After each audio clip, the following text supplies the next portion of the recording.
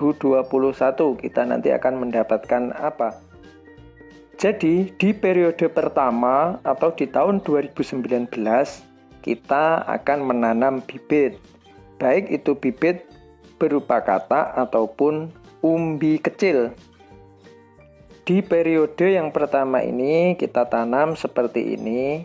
Ini kita tanam tetap menggunakan gulutan atau kita buat gundukan, dan yang saya berikan arsir ini adalah parit. Jadi kita tetap menggunakan gulutan untuk memaksimalkan pembesaran umbi. Nah, ini saya tanam seperti ini. Nah, ini untuk jarak tanam di periode yang pertama adalah 80 cm. Nah, ini jaraknya masing-masing 80 cm kali 80 cm. Kemudian setelah berjalan selama satu musim atau di tahun 2020, kita akan menanam bibit kembali. Nah, jadi kenapa kita beri jarak 80 cm ini tadi? Di sela-selanya akan kita tanam untuk periode yang kedua. Lalu apa yang kita dapatkan setelah satu musim tanam? Otomatis dari bibit yang kita tanam di periode yang pertama, di tahun 2020 kita akan memanen katak. Akan tetapi umbi saya sarankan jangan dipanen dulu karena akan kita maksimalkan setelah 2 musim. Nah, kemudian di tahun depan atau di tahun 2020 kita akan menanam bibit di periode yang kedua. Nah, bibit yang kita tanam di tahun 2020 atau setelah satu musim adalah di sela-sela bibit yang kita tanam di periode pertama. Jadi seperti ini, sehingga jarak tanam dari tanaman porang kita sekarang menjadi 40 cm dikali 80 cm. Sehingga pada tahun 2020 atau setelah satu musim kita belum mampu menghasilkan umbi, akan tetapi kita sudah mendapatkan katak untuk dipanen. Nah, katak ini bisa digunakan untuk bibit ataupun dijual. Kemudian di tahun yang ketiga atau di tahun 2021, nah, ini adalah tanaman yang sudah kita tanam sebelumnya pada periode yang pertama dan periode yang kedua.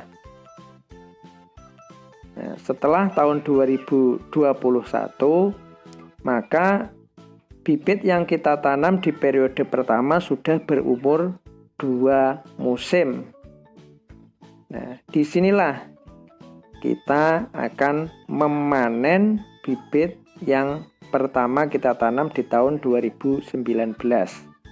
Nah, jadi bibit yang pertama kita tanam tadi sudah kita panen di tahun 2021.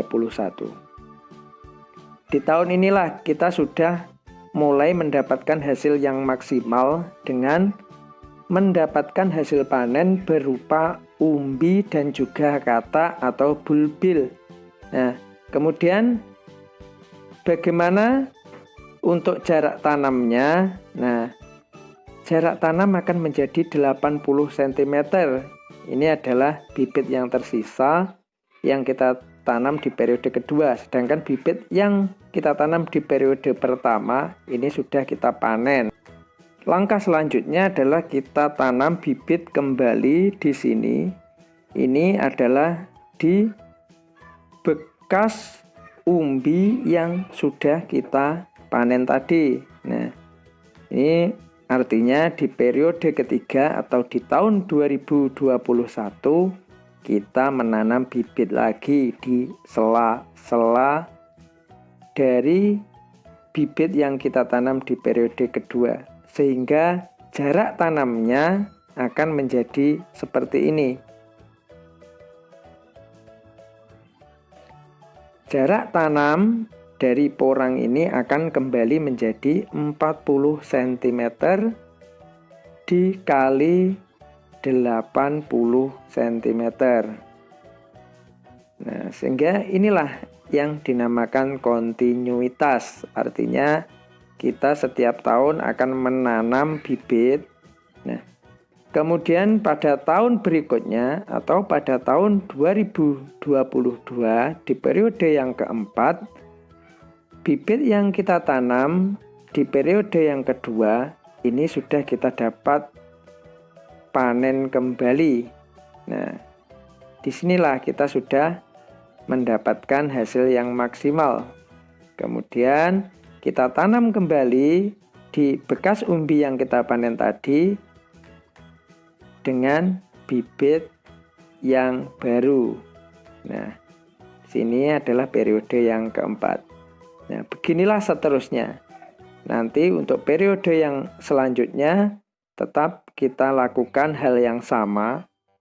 Nah, sehingga kontinuitas panen ini akan terjadi dan hasilnya setiap tahun kita akan panen umbi. Nah, selain umbi, kita juga akan mendapatkan katak atau bulbil setiap tahunnya.